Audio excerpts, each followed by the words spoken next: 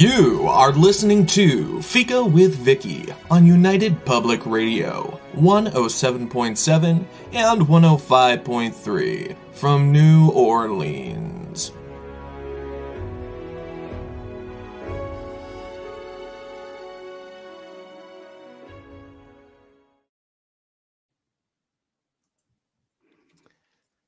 Hello, everyone, and welcome to Fika with our returning guest, bestselling author, witch, and longtime Fika friend, Rachel Patterson. But of course, Rachel is more than an author and a witch. She is also, and I'm reading this part because it's long. My memory only goes so far. She is also a high priestess for the Kitchen Witch Coven, elder at the Kitchen Witch Online School of Witchcraft, a blogger, podcast host of the Pagan Portal podcast, speaker, and magazine contributor, which is all very impressive, but it's not what impresses me most about Rachel. To me, Rachel is the witch next door. And I'll talk about that more throughout the show, or we'll never get to the show. So today we're going to focus on Sulis, solar goddess of the spring waters, in which Rachel does as much research as archaeological and historical as you possibly can on Sulis, and then adds her own experiences and other knowledge to create a work that will inspire you to move forward with your practice and thoughts on things. She was the first Pagan Portals author I read, the first Pagan's Portal author I interviewed way back when I was in Niagara Falls, and the reason why you may have noticed I'm a little obsessed with them today. Thank you, Rachel, for all the work you put into carving down the loads of research you do into usable guides for us all, and for never saying no to me. Welcome to Fika. How could I? How could I ever say no to you? I don't know, but there are people who do. That's just rude. It's just rude. And I will never say no to you, and we'll get along forever. So when I say that as much research as one can possibly do on Sulis, she's not one of our most familiar goddesses. Not at all. Why is that? Actually, I love research. Research is one of my favorite parts of writing the books. Any of the books. It takes me down so many rabbit holes. But it was difficult with Sulis because there isn't anything.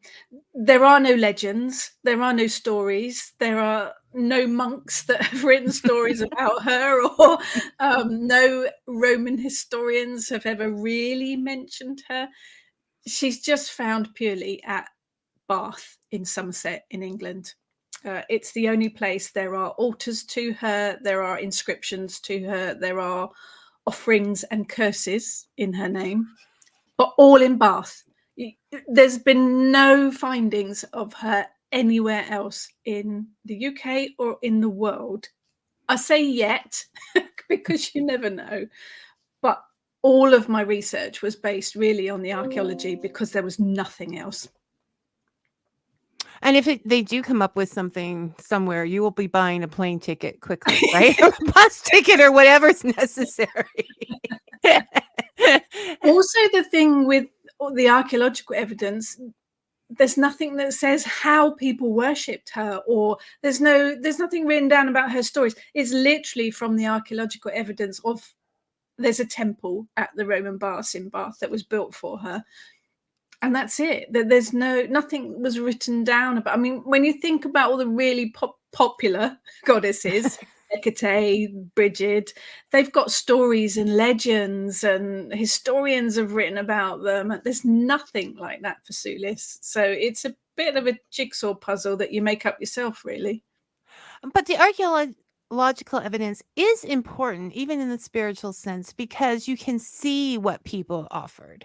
Yeah. And then from taking those offerings with all the knowledge you have on all the other goddesses and how the whole system works, you can figure out, you can make a educated guess as to who she was, what she stood for, why they would go There's see her.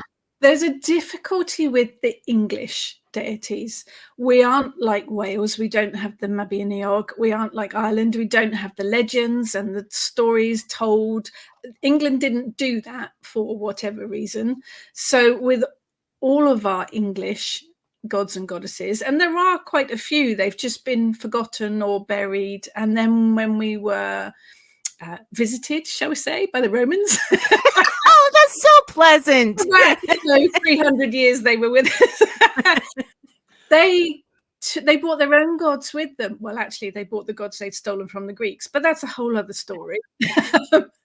And they kind of brought their religion with them. So it's also interesting because Sulis, the Romans decided that Sulis was so important. They realized she was already being worshipped at Bath. In fact, there's archaeological evidence to show that a goddess, they believe Sulis, was worshipped from Mesolithic times at Bath. So she is very ancient. And I think when the Romans arrived, they realized she was really important. So they did what they did a lot, and they called her Sulis Minerva. So they took the English deity name and they tacked one of their Roman goddesses onto it. So we have to assume there were some similarities in Sulis to Minerva as well. And that kind of helps build a picture as well. But that she was so powerful that they left her. They left the Sulis there. I mean, they paved over her spring with bricks and mortar. But I think, that what they did, I think from my personal experience, Sulis loved, because when the Romans arrived, there were just 3 hot springs, the only natural hot springs in the UK. So quite important, quite unusual. And the Romans loved baths. They loved their bathing. So they built the Roman baths above it, but they also built a very grand temple to Sulis. And I think she's very pleased about that. Well, we all would. We can make that assumption. Robin says, good morning, Vicky and Rachel. Thanks for another great show. You don't know yet, Robin. There'll be lots of giggling. Lots of giggling. Waffling is what we do best. Okay. So well, we say the curses. Okay, this is the most intriguing part about this. Is just my favorite part of the whole thing, is that people would actually bring their injustices to her, and you explain what they did with them. It is quite unique. I'm not aware of any other situation like it with a deity. They've so far, and I say so far, that the problem with the site at Bath is that a lot of the original Roman baths and the temples are all now buried under the cathedral, the paving, all of the modern shops. So archaeological dig is still going on, but it's very difficult because you can't really say, excuse me, can you move your cathedral out the way? I need to so they might find other bits, but so far they've dug up 130 curses. And these are little square pieces of pewter with imprints on, probably made with a nib or a pointed implement of some kind. Some written in Latin, some written in a Celtic language. Just one, they think, the one they can't even understand. One of the tablets has a language on that no one even recognizes. But they're all curses. And they're all along the lines of asking the goddess Sulis to bring down vengeance, basically, on things like someone stole my towel, or someone stole my cloak, or someone stole my coins. But the funny thing about all these curses is that they'll also list who they think did it. Some of them have like 10 names on it, so hedging your bets as to see who stole it. So but the way they were written is brilliant, and it is asking for Sulis to, bring down blood vengeance. For all of these fuckers, they're all asking for, usually with something's been stolen, they're asking for Sulis to deal with the person that stole it. and quite as you said, quite vengefully. But Yeah. you also say that during that time it would be a life offense. You would lose your life for stealing clothes and things, and that makes sense because you wouldn't have that many items of clothing, I would think. No, and They it didn't wasn't a have big. closets. Nobody had big money of any kind. So yeah, the little things that we think of as little things now would have been really important. So when I always say, if you're a writer, you cannot pick up a pagan portals without having an idea, like a fictional writer stuck in your head. So while I was telling my adult son, reading off these curses because I found them funny one morning. They are funny. They are funny, and yes, when we read them now, they are funny. It was a great conversation. He said, "Oh no, I just pictured a mystery, a modern day mystery in which Sulis." Because they like to be brought in, is a detective, but she brings, she might find that towel, but then they're punished with their coffee being altered, not life or death. you know, you get the bad coffee, or whatever. So there's lots of ways of bringing her alive today and bringing her back, and you're working with all of the English gods and goddesses that I mean, over the years, I've worked with lots of different deities. I'm always been open to whoever comes my way, and there's been a variety. Some have stuck around for a bit, some have just been, and they've gone. The Kalach has been my main goddess for many, many years. She is tolerant of Sulis. Let's put it that way.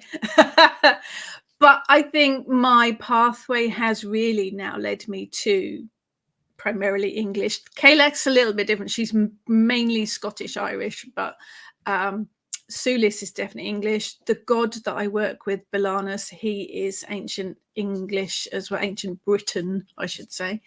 Actually, he ties in very nicely with Sulis, but I didn't realize it at the time when he first came along. But there are a lot of English deities. They've just been forgotten. I'm on a mission to resurrect them. Well, no, there's a lot of heritage there that you're bringing back. It is, and it is, again, this is where the archaeology is important as well, I think, because we don't have that verbal history or that written history. It is place names or one altar piece that's been dug up in a field somewhere. The ancient English deities all often were associated with places in nature, which I think Sulis is so strong because she was associated with the Solar Springs, which were quite unique. But a lot of the English rivers have deities, usually goddesses associated with them, mountains, specific nature places, landscape places often had a deity associated with them. And that is the Kalach. Hopefully I said that right. It's so hard. Was your first book that I purchased because I had looked up, I need a story about a woman who hates winter. So I was having allergy problems and it was starting to get, and I know that stories will help you. And so she popped up, and then your book popped up. And this is why I think of Rachel as the witch next door. Because one, her books are like the neighbor hand wrote a recipe for you, telling you can substitute this or that for whatever you have in the house. So it's now they're practical, they're thrifty. I mean, you even said in the last book, don't worry about having to have a expensive occult type store item to do these things. We talk how to use tap water. On the altars, you can use toys, which had me thinking about doing the whole thing in Lego. But while you're working with that Lego, your imaging and your thinking and all of that would contribute to the altar as well. It's candles. It's like very hands-on. You just shout through the window into the next house. Rachel, I've got to get rid of that. And she has the answer. Throw some salt at it. It'll be fine. Well, but you also take us on those journeys. We feel like we've gone to the baths with you. Like there's just something about your writing, and then we know you're likable because all your kitchen which coven, which is now I'm thinking about an anime series. I might have to hire you as my PR or marketing or something. But it is, and people don't understand how important that is to a mom with a ton of kids running around, or just to be able to grab that answer and have it something that they can do without going through. I've been there. I've been the mom with young children, but my journey started with all the structure. It did start with all the ceremonial. When I started learning witchcraft, it was way before internet, so I had to learn whatever I could get a hold of, which was quite difficult in those days. But I'd studied Wicca at first, which is brilliant, and it gave me a really good structure. But it is quite, there's order to it. and I don't want to use the word rules, but there are guidelines. And I worked my way through it, and it was brilliant. It did teach me an awful lot, but I wandered off that pathway, and I've been wandering ever since. And I kind of found myself in the spot where witchcraft shouldn't cost you lots of money. It is rooted in folk magic, and folk magic was all about using whatever you can find, whatever you've got to hand. Whether that is the spices in your kitchen cupboard or the grass in your own backyard, or everything has a magical It's just part of your day. Yeah. Because that's how they did it. And I mean, that is the point. You are rooted in that. You know your stuff. And so that makes you more secure to wander. Because experience. You have to have those experiences along the way, I think, to get to that point. But I'm still learning 30 odd years later, and I'm still learning from everyone I come in contact with, really. Well, and with writing all of the books, it gives you a chance, as you said, to go down different rabbit holes and say, "Ooh, this is exciting," and to follow that. So, I do appreciate what you do, because it can change a life in a moment. Just with happiness. And during COVID, your talks, your chats made, I'm sure, many, many people happy, even now. But I'm less likely to get up at 4:00 in the morning. I like to do them live. Because darn it, we live on the other side of the big pond. But this is why the talks are brilliant. The talks, as you said, they started in COVID, but they were a way for me to keep in contact with people, really. And however many years ago that is now, it probably more than I'm remembering, and they have continued, and we've built a fantastic community. And I don't even have a script. I had a script in the early days. Now I just throw a question out there, and everyone plows in with their ideas and their thoughts, and we share. And I've learned so much from it, and hopefully we all share and support each other, because it's a scary old world out there. If we can provide a little bit of support for each other, then let's do it. And laughter and cake and all of those necessary items. They're a good thing. So we talk about being practical, and I was just talking about the altar a little while ago. And I wanted to ask you, because you work with so many different deities, do you feel that you need to have, separate spaces for the different gods and goddesses, or can they merge if they're working towards the same goal? What has your experience been with this? It depends. There's a little story, actually. The book cover for Sulis I commissioned it from a very lovely artist friend, Susie Edwards Goose. And I just said to her, Sulis, she went, yeah, I know exactly what to do. So I left it with her. She painted a beautiful picture, and the picture made its way back to me. And I thought, well, where am I going to put it? So I put it on the side of my altar where I had all of my Kelech things. Images, statues, candles, popped Sulis's picture on the side. I came down the next day to find Sulis's picture face down on the floor. Okay, the Kelech is not impressed with Sulis sharing her altar, so I have had to separate them. Although it is a bit seasonal, I like throughout the seasons, and it does kind of fit because the Kelech is my main goddess, and she's a winter goddess. Sulis is a summer goddess. So they do kind of, as we're getting to autumn, the Kelech will come more forward and Sulis will step into the background, and they do this kind of swings and roundabout thing. But it does depend who it is. Some deities will happily work with each other, others won't. In my experience with the Kitchen Witch open rituals that we used to do, we would call in 4 deities, 2 goddesses, 2 gods into our ritual, which was a little bit scary. That's a lie. Silly, but we did it. And it always used to work. And I think that was more by accident than anything else. But I think if you've got a big, strong, feisty deity like the Kelech, test the water.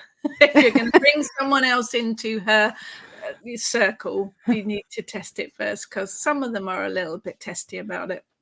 I don't have a problem mixing pantheons. I think if you are working with deity, you've got to be open to whoever comes your way, and it will be for a reason. They will have a message for you, or support or strength for you.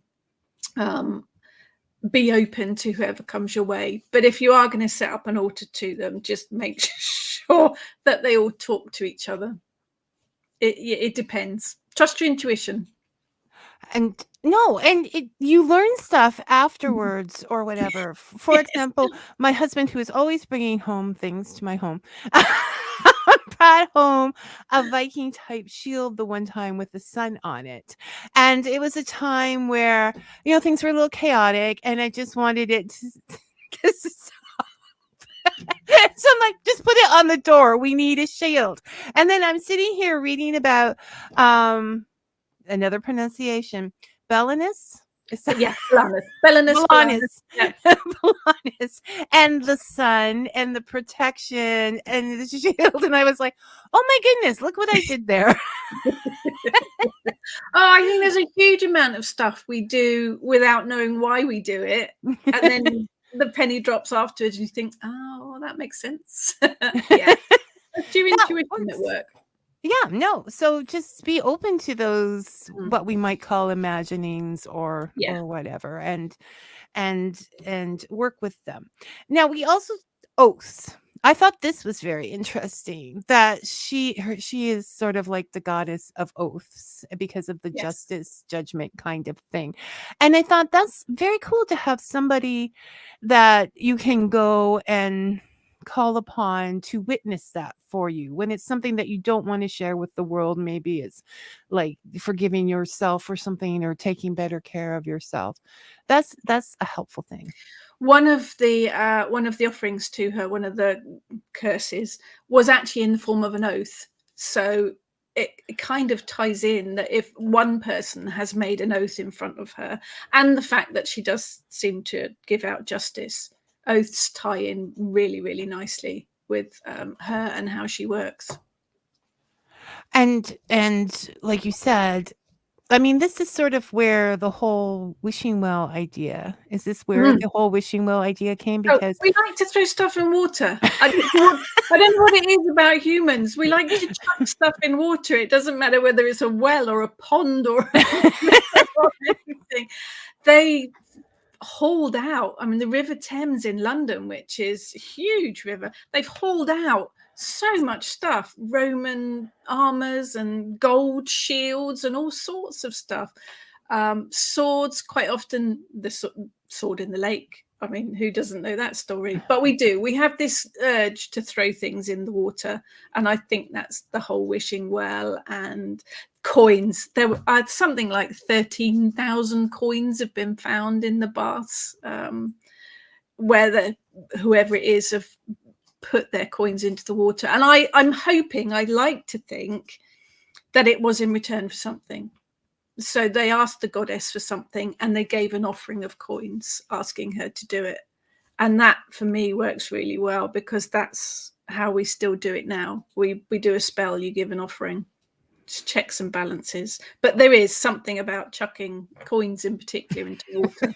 We Well, do because it. they shine through. Yeah, yeah. They're shiny and they're pretty, and you can and they put gemstones in there and beads in there, so The jewelry and things. gemstones are interesting. They found 30 odd gemstones, all carved, all look like they came out of rings. They've all got Roman deities carved on them. What we don't know, and I like the idea of this, did the guy think, I really need a favor from Sulis, so here, have everything I own in gem form? Or was he just walking by and dropped it accidentally into the thing and thought, oh no, that's gone? Or even just taking one out and spent all his gemstones in one place. Followed by a Roman expletive. We don't know. I think that's part of the mystery, is part of the fascination as well, I think. Well, yes, and trying to figure it out and piece it, and to see that people were we haven't changed a lot as to what drives us, No. right? Like that curse board was like social media, like, oh, and just look what Joe was up to, and it could have been, and speculation on who really stole it. And once your name goes out up there was no way of. Oh yeah, no, that was it. Named and shamed. Absolutely. But even before that, and they have dug up flint arrowheads from Mesolithic times, brand new ones, not used, and they can only assume that people were throwing in something that was precious to them. And As that would have meant food and Yeah, safety, security, everything. yeah. And Arrowhead was That the only assumption they can come up with, because there are so many of them, is that Mesolithic man was making offerings to this. Probably what was quite scary to see steam coming out of the ground and this hot. I mean, the water's like 111 degrees or something. It's really warm. Must have been quite frightening. well, no, the first person who put their hand in to check it out would have been. Yeah. Ooh. Yes, no, undoubtedly. And so it's taking all of those pieces, those possibilities. You have to have an imagination. You have to have Yeah. the ability to connect some of that knowledge already to get to the point of this book. So though there wasn't a lot of evidence to begin with, when you start to make connections between the evidence, it starts to grow. Yeah. And And I've taken a lot as well from archaeologists that worked on the original digs and that are experts in that field as well. I've read all of the ideas that they've put forward as well. And so, yes, we have uncovered in previous episodes that Rachel is a bit of a time. I'm not going to think it. Time. What is this show? Time. It's that history show. Traveller. Time team. Thank you. But speaking of time travelers, I was thinking about how important the towel was in Hitchhiker of the Galaxy. Oh yes, another one of my favorite books. And maybe why it was so important that they took my towel. I'm stuck now. I can't move forward. You never know. There is. I am fairly sure if we did time travel, we would go back and we'd have to rewrite most of history because we weren't there. Yeah. But yeah, with Sulis in particular, it was the starting point because there was nowhere else to go, so it had to be from the archaeological evidence. Well, the spiritual stories, the myths, whatever you want to call them, are sort of like two sides of the historical thing. There's the fact, and then there's the story that people put upon the fact. Yeah. And so you sort of need both of them in order to get a balanced view. Yeah. I think as well, when you're working with deity, one of the big things is that the water is obviously hot. It's also full of lots of nutrients and minerals. So it was seen as healing by the Romans, and after that as well, the healing baths.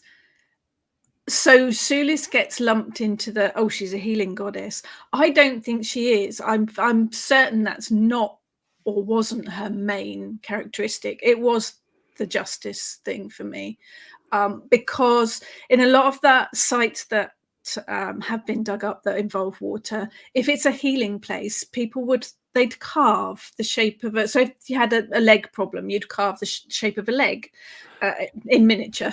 Right. And throw it in the waters, because that's the part of the body you wanted healing. If you had headaches, you would put an image of a head in the water and ask for healing. There's nothing like that found in the spring waters at Bath. So I'm not convinced that she is necessarily a healing goddess, but that's only my thoughts. Well, if you take the smell of sulfur, you take that steam coming up. I mean, it's like angry water. I like it, angry water. Excellent. But really, I mean, I don't think yes, there's minerals and it's warm, so it would cleanse and it would scientifically probably heal things that were a problem then. But no, they're looking at angry water, Rachel. Yeah. They're thinking, I love it, angry water. I'm just going to copyright that. Go ahead.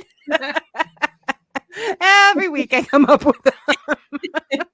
Because I'm never going to take the time to write them, so I might as well share them. Well, I think that's also part of it. I think any journey with deity has to be a personal one, because I have this thing as well with deity.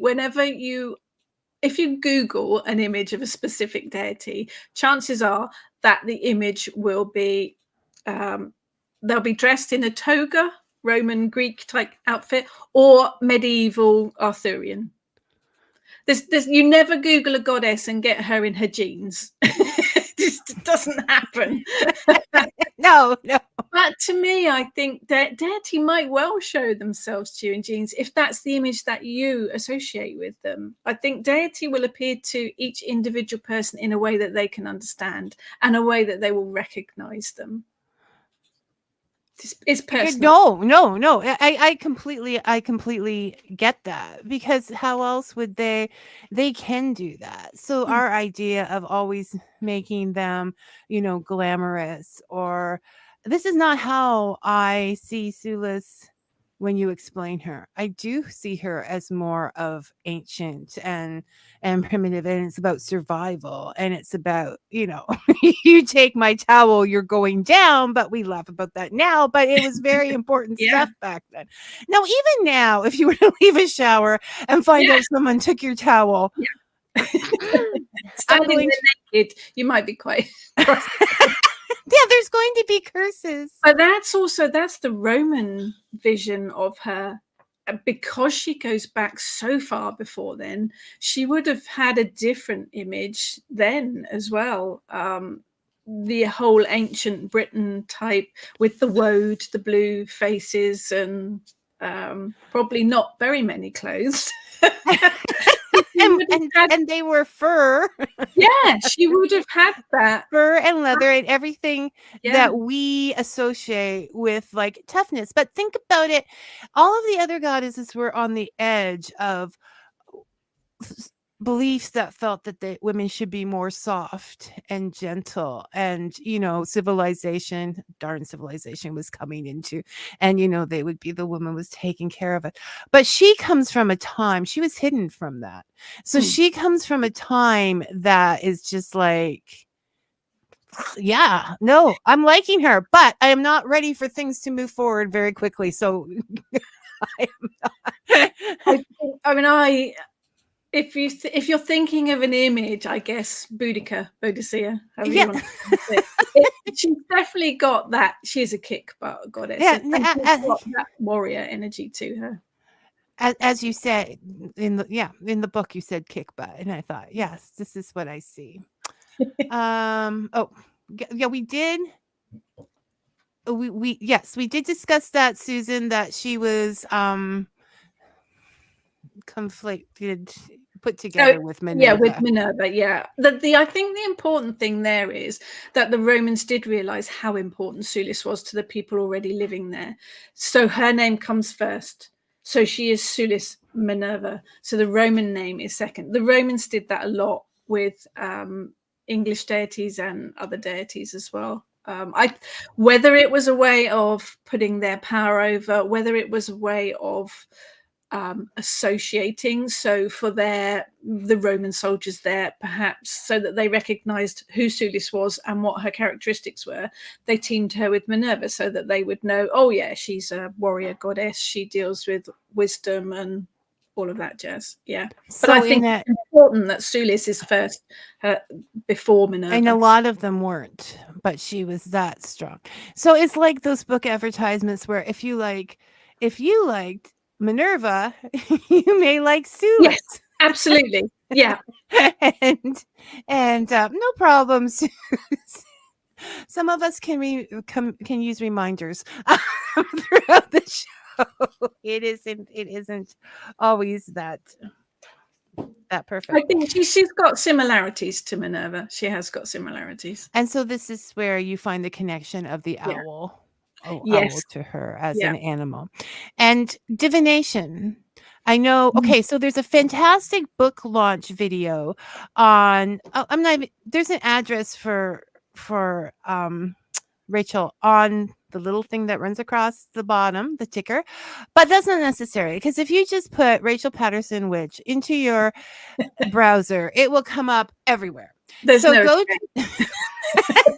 to her Facebook or YouTube, and you will find a fantastic book launching video with pretty pictures of all the places that she's talking about. And the reason I'm bringing that up, I lost. But there's the history, there's the pretty pictures, there is a fine Sulis ritual. I think it helps to picture the baths. I think it helps to see what I'm talking about.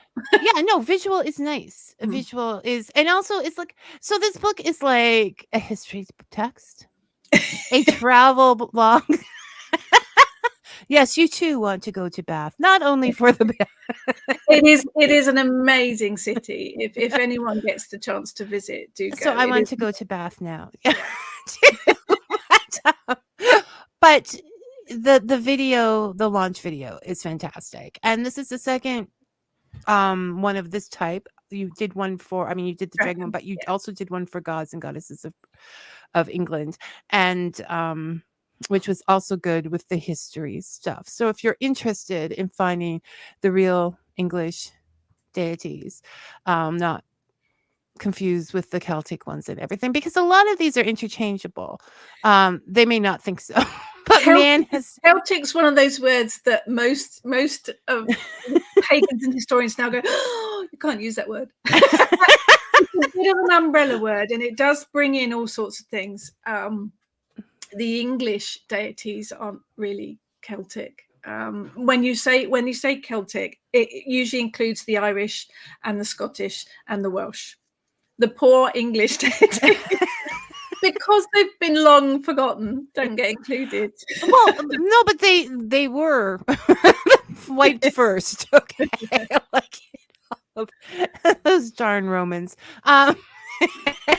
So they were, and then other things.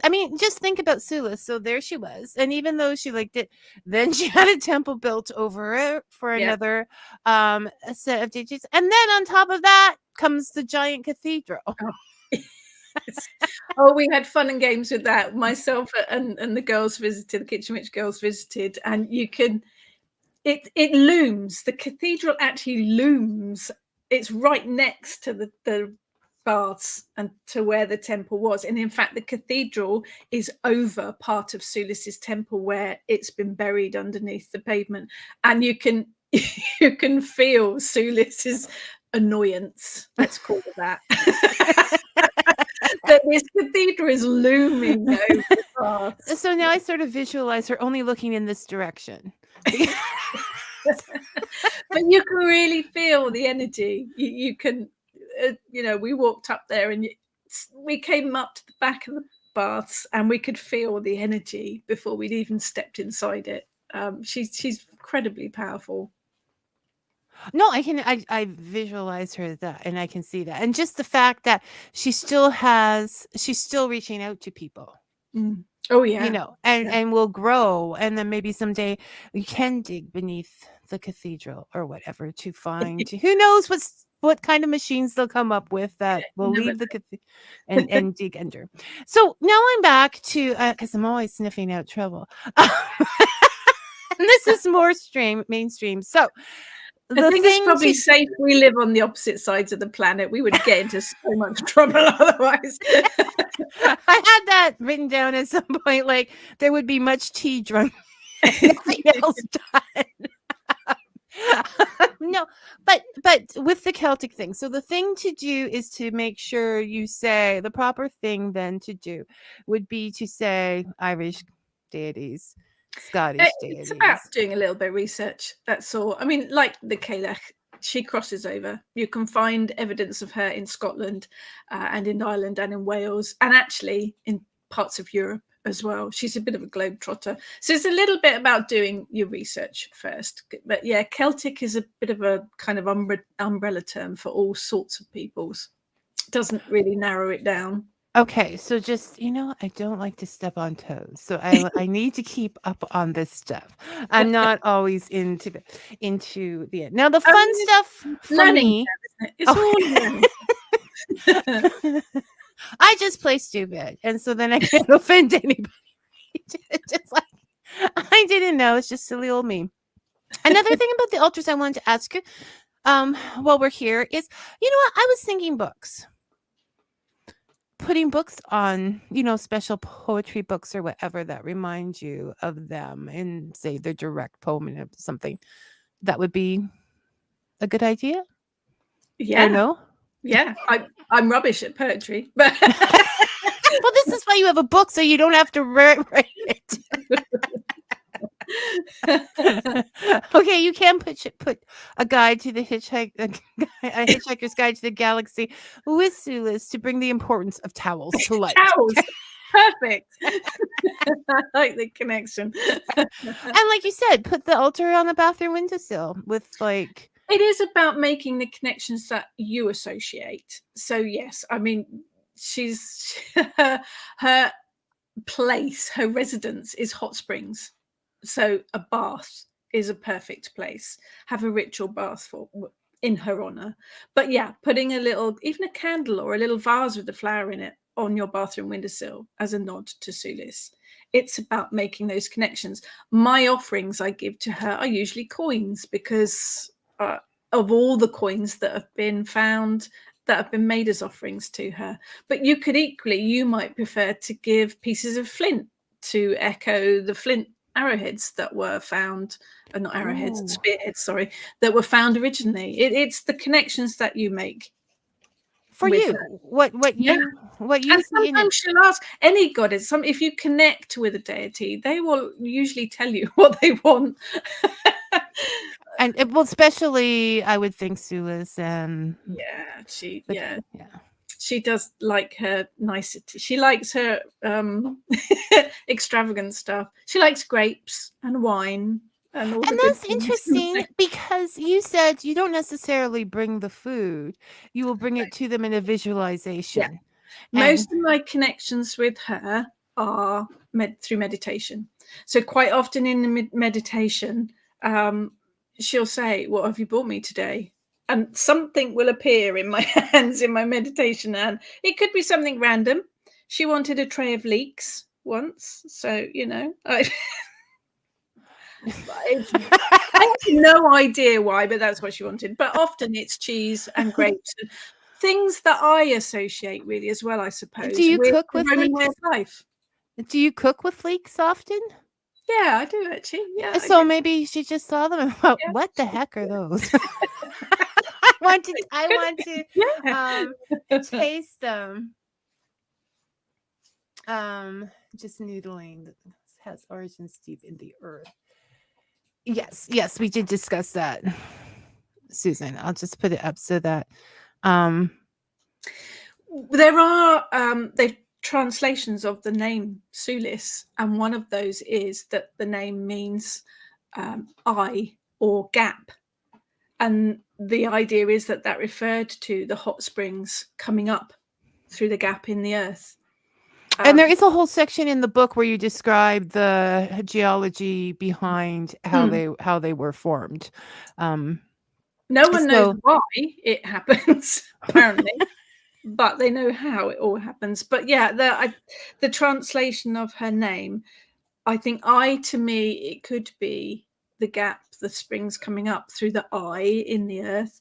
But I also think for me that it has got that seer connection. Which is what, yes. And of course the soothsayer connection as well. But I think also it could be, she's definitely got an underworld connection as well, I think, because of that springs connection. Divination. My favorite. Everybody's favorite. Okay, so why divination? The soothsayer, the haruspex, I'm sure it's not pronounced like that really in Roman. There was a dedication found, and it referred to a haruspex, which is basically translates as someone who reads guts. It's a delightful job title. Hello, what do you do for a living? Oh, I read guts. And it's quite a unique find. The way that the dedication was written, they're not sure whether there was a haruspex, a soothsayer, basically, someone who told fortunes. They don't know whether there was a person dedicated to the temple full time, or whether it was just someone passing through. But there's a full-on dedication to this person. So it was obviously quite important. The Romans did have soothsayers that read animal. I should have mentioned animal guts, not human ones. That was going through my head, but then you should have mentioned that.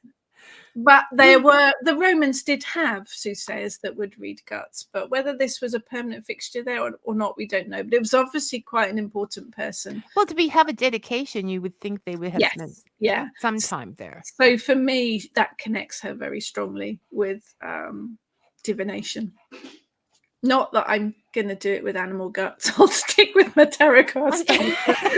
No. No. By the time any of that comes into my life, that part of the animal is gone, and I like it that way. In Saran. It was a common Roman practice, so it makes sense that there was. I think everybody sort of did it in a little bit of a way. I mean, with the wrens. So anyhow, not that I want to call anyone out on it if I'm not exactly sure, because that kind of thing sticks. Once again, with the practicalities in the divination areas, you're saying take water, and if you don't have special water, just boil the tap water if you don't feel that if you think it needs a little. Yeah, if you're not happy with tap water and all the stuff that's in it, just boil it and cool it, and then you've got rid of all the nasties. But water is it's one of the most practical and easy things to divine with, is scrying. Put the water in a bowl, allow the full moon to shine on it or the reflection of a candle flame, and that just gives a bit of movement on the surface. Ask a question and read any images or reflections you see. It doesn't even have to be a bowl of water. It can be a pond or a lake or even a puddle, because the water surface acts like a scrying mirror. It's brilliant fun to do. You can see, and sometimes you can even find, like, there was a point where we did, living near the escarpment, which is hills and sandstone and the pressure of the stones in layers on top of each other. There was a natural spring on an edge, and it just came. They put a tube in and water just came in. I used to send my husband there to get water for meditation, not knowing I was doing it for any purpose. But then, people come in and they board it off with no trespassing, and they're selling the spring water. I was thinking with this, there's also sulfur springs down there, but It's not quite as it's not quite as pleasant. It tastes disgusting. I can confirm. It tastes. Did you? Oh no, you did it, Rach. I've drunk it. Yes. Now, the first time I visited many years back, you could actually they would give you cups with the water in, and you could just taste it there. It's vile. It's warm and it tastes yucky. They don't let people do that now because there's so much algae has grown in the actual baths. If you see any photographs of the main Roman bath, it's quite a green color. Yeah. That's the algae, and it will make you very, very poorly. So they do sell bottles of the water, but they take that direct from the source before it gets to the baths. But it tastes disgusting. See, I could have imagined that. I could have tasted it in a vision instead. Yeah.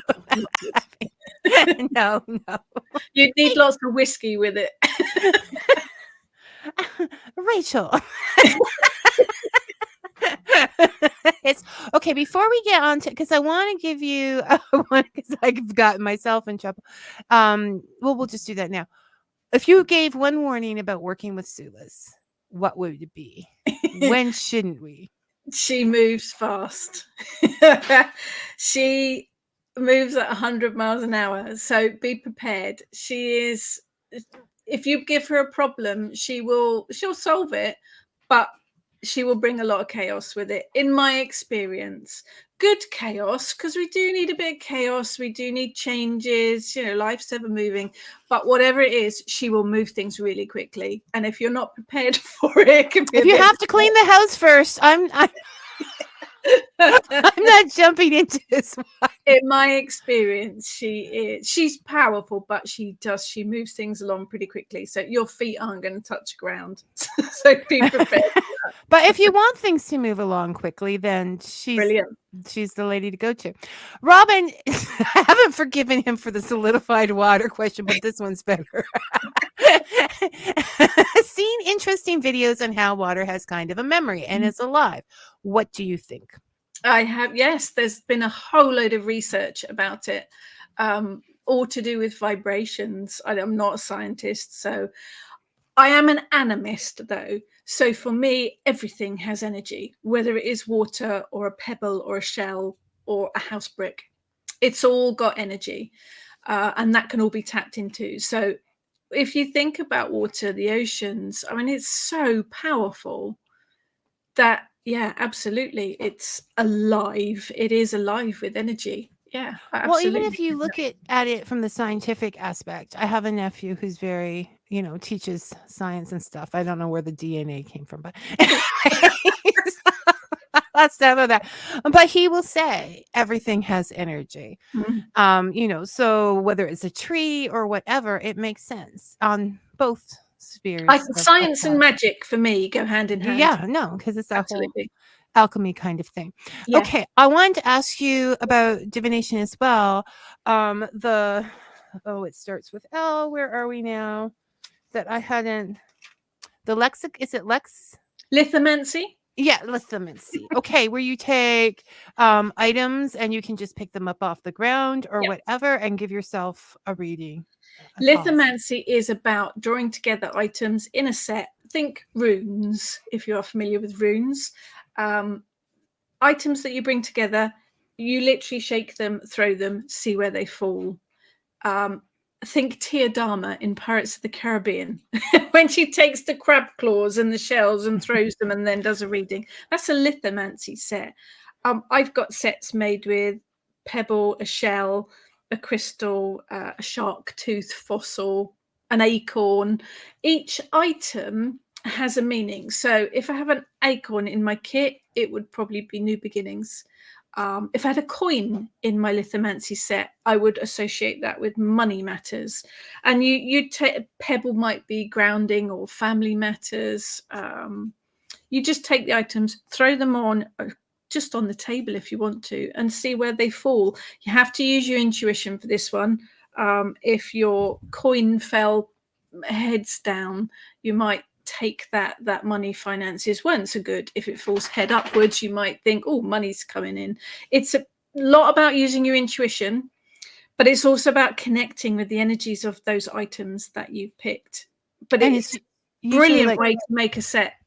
12 items, or is that too many? I think 10 to 13, I would say, anywhere between there. It And it's gives you very enough to personal. work with, but not too many. You don't want sort of 50 pieces all flying all over the place. Yeah, No. it is. It's really personal, and it will be buttons. I quite often put a button in my kit because a button for me is about. It might be opening something. It might be closing something. Right. So in the same stance, you could use a key or Keys, brilliant. Keys unlocking mysteries or unlocking secrets or locking stuff up. It is about reading how those things fall and if they fall next to each other, or it's about so once again, you make a divination set for yourself out of nothing, and Yeah. that would have been I think a lot of people would have done that. Robin, sorry for going off topic, Robin. That is what you do. I will always wondered, where did your everyday curse words originated from, their effect, and why are they kind of universal in most cultures? Curse words have changed, though, haven't they? Because there are curse words we use these days that didn't used to be curse words as well. Well, and words that are no longer considered curse words that I would. Okay, first of all, I want to point out there is a big difference between what is acceptable in Great Britain, particularly Scotland, and North America. I feel there like are some words that are used in America and not Britain, and that actually, yes, they have different meanings. Yeah, so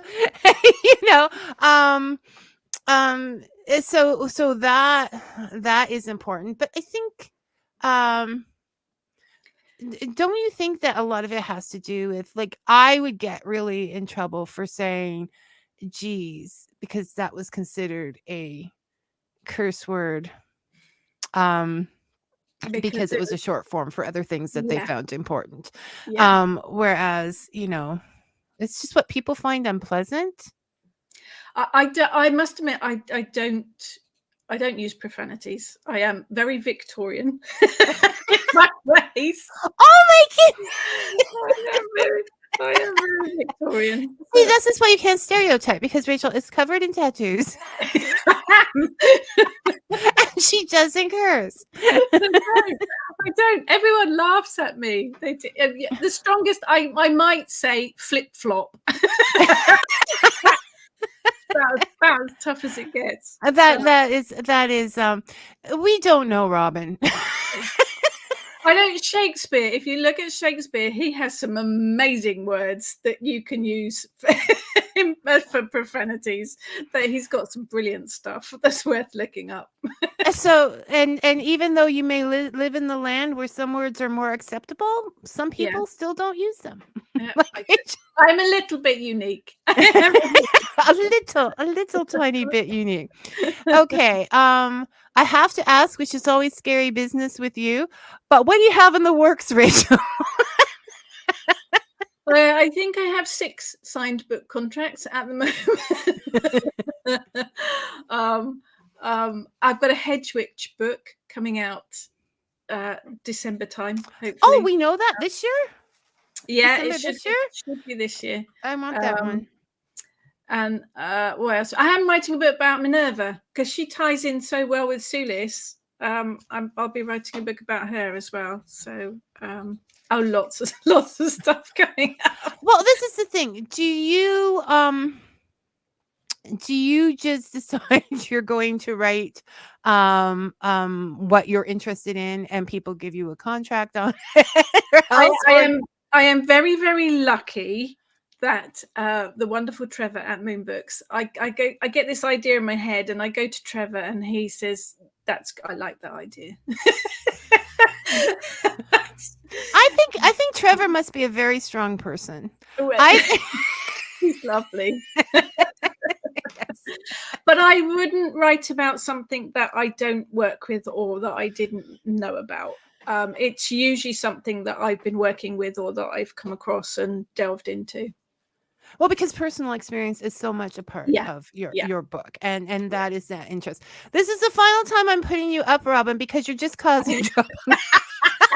Did we find anything about the candles on birthday cakes? No, because I'm at that age now where I won't allow birthday cake candles on my cake.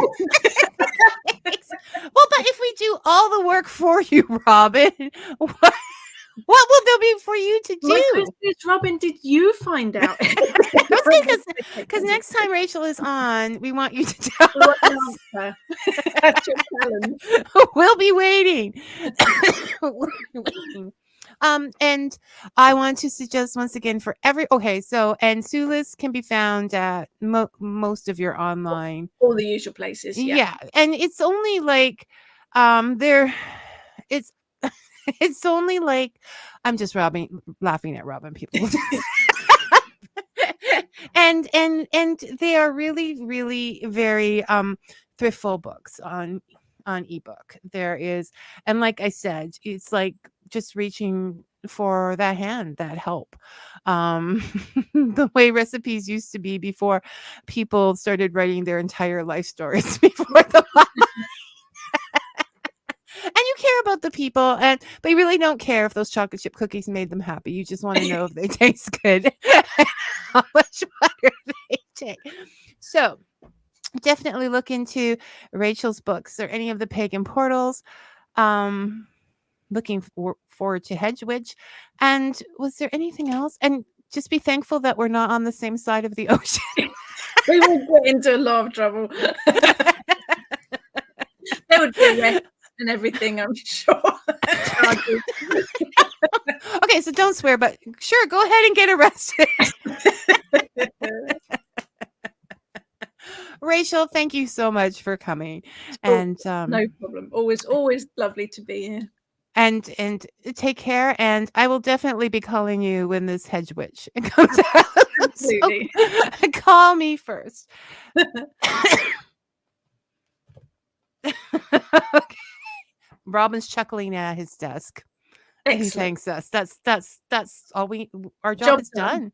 Yeah. It's done. You take care and we'll talk later, okay? Thank you. Bye-bye. Okay. That was a lovely, lovely time. For the rest of you, next week, here we go. Reva Leah Stern will be on and we'll be talking about her book, I Say My Name. Mystery writer Michael Coleman parks at a seedy coffee shop, sits and opens his laptop. He can't help but notice a bedraggled little urchin sitting by a window, alone and shivering. And it goes on. So, mystery. Until then, may your coffee be hot and your story sweet. Thanks for listening, everyone.